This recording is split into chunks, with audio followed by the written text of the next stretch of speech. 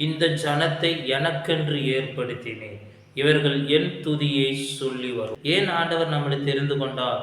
ஏன் ஆண்டவர் நம்மளை ரட்சித்தார்? இவ்வளவு பாடுகள் மத்தியிலும், கஷ்டத்தின் மத்தியிலும் அவர் நம்மளை ஏன் நடத்துகிறார் என்று சொல்லி யோசித்து கொண்டிருக்கலாம்.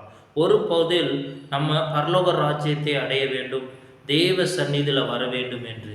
இன்னொரு பதில் என்னவென்றால், இவர்கள் என் துதியை சொல்லி வருவார்கள். நான் செய்த காரியங்கள், நான் செய்த அற்புதங்கள், நான் இவர்களுக்கு என்ன செய்தேன் என்பதை சொல்லி வருவார்கள். அதற்காகத்தான் தெரிந்தெடுத்தேன், அதற்காகத்தான் ஏற்படுத்தினேன் என்று சொன்னோம். பரலோகத்திலும் அவரை நம்ம புகழ்ந்து அவரை நாம் துதிப்பதற்காகத்தான் தேர்ந்தெடுக்கப்பட்டோம்.